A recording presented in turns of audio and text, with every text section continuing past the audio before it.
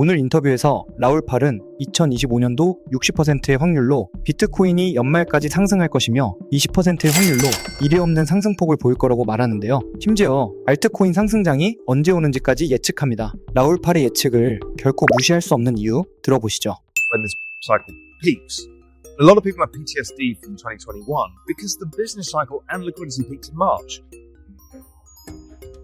The 60% probability is we have kind of a very traditional cycle, and that pushes, Bitcoin up to the 200,000 range, and all the other assets accordingly where they are on the risk curve.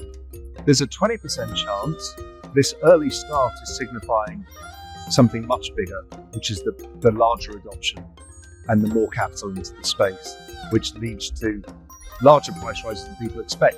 2020 was that massive fall in the business cycle, massive stimulus. It was just a completely squashed cycle. Now, if I look at it, if I look at the business cycle, the ISM survey is still below 50. We've barely started going up. So it feels that the probability is this cycle plays into the end of the year. And that's a tail risk. I think the market's going to struggle with this. If I'm right, Bitcoin, all of those. Once you understand what makes a network valuable, these things are much easier.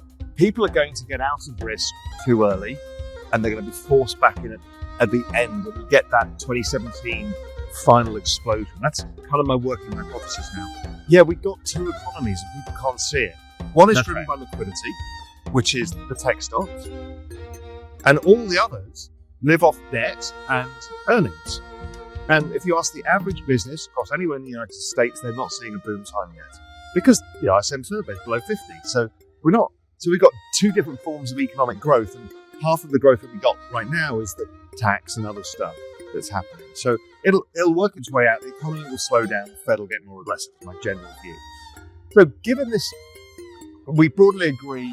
And again, we don't have a crystal ball. 라울팔은 연말까지 상승장이 이어질 거라고 하는데 실제로 많은 전문가들은 2025년도 반감기 상승 사이클에 15만에서 20만 달러까지의 상승을 가장 많이 예측했으며 70K까지의 조정은 정상적인 범위 내의 조정이고 전쟁과 트럼프 관세 이슈로 인한 잠깐의 조정일 뿐이라는 의견이 지배적이었습니다. 게다가 역사적인 패턴에 의하면 비트코인은 상승장 진행 중에서도 항상 35%씩의 조정을 3회에서 5회 정도 보인 게 사실입니다. 하지만 제 채널에 등장하는 전문가들은 대부분 비트코인을 좋게 이야기해야 하는 위치에 있는 사람들입니다. 고객 자금을 굴리고 있거나 회사 자금으로 비트코인을 구매한 사람들이 많기 때문이죠. 시장에는 정답질환 없습니다. 그럼에도 많은 투자자들은 리스크를 감수하고 돈을 벌기 위해서 비트코인 시장에 뛰어드는 것이죠. 하지만 급등락하는 비트코인 시장에서 급등과 급락을 반복하는 차트를 보고도 개인 투자자들이 욕심과 공포를 떨쳐내고 평정심과 내 자산이 우상향을 하는 것은 말처럼 쉽지가 않으실 겁니다. 저 또한 전업 투자자 생활을 오래 했지만 항상 좋은 자리를 기다리고 인내해야 수익을 조금씩 낼 수 있었습니다. 그래서 저희 앤드류 트레이딩 팀에서는 어떻게 하면 일반 개인 투자자들도 투자 시장에서 수익을 낼 수 있을까?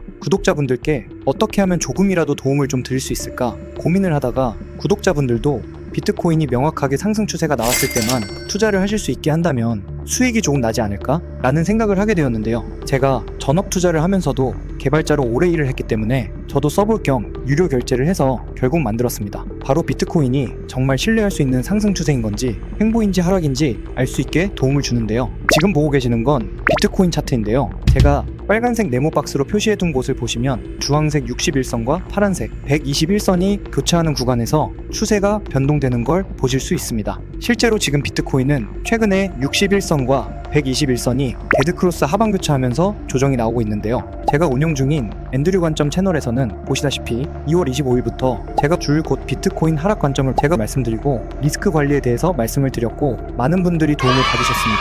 물론 데드크로스가 난다고 해서 무조건 하락하지도 상승하지도 않습니다. 저희 앤드류 트레이딩 팀에서 개발한 알파빗 지표는 약 8개의 고급 추세 기준과 트레이더들의 노하우를 담아서 차트가 상승할 확률이 높을 때 신호가 나오도록 개발을 하였습니다. 그 결과 저희 전문 트레이딩 팀 또한 판단에 도움받을 정도로 만족할 만한 놀라운 성과를 보였습니다. 시중에 유료로 팔 수 있을 정도로 가치 있는 지표이지만 저희 앤드류 채널 영상을 시청해주시는 구독자분들께는 무료로 제공해드리기로 마음먹었습니다. 저 또한 며칠 밤새 테스트하며 어렵게 만든 지표이지만 구독자분들 성원에 힘입어 저 또한 도움을 받고 있기 때문에 어렵게 공유드리기로 마음먹었습니다. 초보자분들부터 경력이 오래된 트레이더분들까지 굉장히 큰 도움을 받을 수 있는 지표라 도움이 되실 거라고 자부합니다. 신청 방법은 하단 더보기란과 고정 댓글에 나와 있으니 많은 신청 부탁드리고 이번 하락장에서 모두 잘 살아남으셔서 좋은 성적 내시면 좋겠습니다. 이 뒤의 내용은 알트코인 상승장이 언제 올지에 대한 인터뷰입니다. But we broadly agree. So let's talk about asset allocation at top level. From my perspective, as the ISM survey picks up, it's in fact when it crosses 50, it's pretty much the perfect signal for alt season. So the US is going to agree to weaken the dollar in exchange for whatever Trump's going to exchange for. And there's a whole Taiwan trade to be done in this as well. But the point being is, this is almost identical to 2017 when Trump came in. Right? Trump came in at the beginning of the year, said the dollar's too strong because the dollar had been ripping on the tariffs idea, rates have been going up.